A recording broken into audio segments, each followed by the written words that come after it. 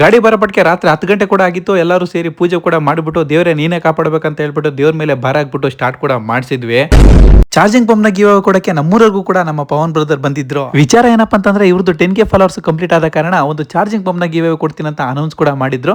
ಅದಕ್ಕೆ ಕಾಮೆಂಟ್ ಹಾಕ್ಬಿಟ್ಟು ನಮ್ಮ ಗಜೇಂದ್ರ ಅವರು ಕೂಡ ವಿನ್ ಆಗಿದ್ರು. ಇವನು ರೈತನಾಗಿರ್ಲಿಲ್ಲ, ಸೊ ಹಂಗಾಗಿ ಇವನ್ ಕಾಂಟ್ಯಾಕ್ಟ್ ಅಲ್ಲಿ ಇರ್ತಕ್ಕಂಥ ಒಬ್ಬ ರೈತನ ಕರೆಸ್ಬಿಟ್ಟು ಅವನ ಕೈಯಾರನ್ನ ಈ ಒಂದು ಚಾರ್ಜಿಂಗ್ ಪಂಪ್ ನ ಗಿವ್ ಕೊಟ್ಟಿದ್ದಾಯ್ತು.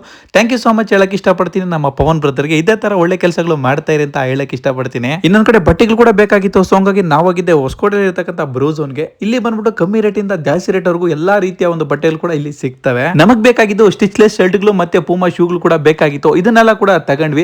ಯಾರೆಲ್ಲ ನಮ್ಮ ಹೊಸಕೋಟೆ ಸುತ್ತಮುತ್ತ ಇದ್ರೆ ಖಂಡಿತ ಬ್ರೋಝೋನ್ಗೆ ವಿಸಿಟ್ ಕೊಡಿ. ಆದಷ್ಟು ಕಮ್ಮಿ ರೇಟ್ ಅಲ್ಲಿ ಬಟ್ಟೆಗಳು ಕೂಡ ಸಿಗುತ್ತೆ ಅಂತ ಹೇಳಕ್ ಇಷ್ಟಪಡ್ತೀನಿ. ಇನ್ನೊಂದ್ ಕಡೆ ನಮ್ಮ ತೋಟದಲ್ಲಿ ಇರ್ತಕ್ಕಂಥ ಬೋರ್ ಅಲ್ಲಿ ನೀರು ಸ್ವಲ್ಪ ಕಮ್ಮಿ ಆಗ್ಬಿಟ್ಟಿತ್ತು, ಸೊ ಹಂಗಾಗಿ ಒಂದು ಪಾಯಿಂಟ್ ಕೂಡ ಮಾಡಿಸಿದ್ವಿ. ದೇವರನ್ನ ಕರ್ಕೊಂಡ್ಬಂದು ಪೂಜೆ ಕೂಡ ಮಾಡಿಸಿದ್ವಿ.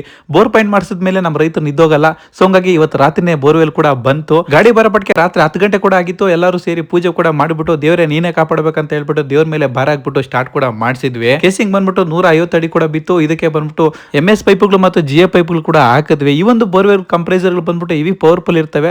1 ಇಂಚ್ ನೀರು ಸಿಕ್ಕಿದ್ರು ಕೂಡ ಡ್ರಿಲ್ಲಿಂಗ್ ಮೇಲೆ ಕಾಣಿಸೋದೇ ಇಲ್ಲ. ಟೋಟಲ್ 1040 ಅಡಿ ಕೂಡ ಹಾಕ್ಸಿದ್ವಿ. ಕ್ಯಾಮ್ರಾ ಬಿಟ್ಟು ನೋಡೋದನ್ನು 3 ಗ್ಯಾಪ್ ಕೂಡ ಕಟ್ ಆಗಿತ್ತು. ಸೊ ಹಂಗಾಗಿ ಅವತ್ತೇ ಮೋಟರ್ ಕೂಡ ತಗೊಂಡ್ಬಂದು ಬಿಟ್ಬಿಟ್ವಿ. ಸೊ ಹಂಗಾಗಿ ಮೋಟರ್ ಬಿಟ್ಟ ಮೇಲೆ ನಿದ್ದೋತೀರಾ, ಸೊ ಹಂಗಾಗಿ ಪೂಜೆ ಕೂಡ ಮಾಡಿಬಿಟ್ಟು ಗಂಗಮ್ಮನ ಮೇಲೆ ಭಾರ ಹಾಕ್ಬಿಟ್ಟು ಮೋಟರ್ ಕೂಡ ಸ್ಟಾರ್ಟ್ ಮಾಡಿದ್ವಿ.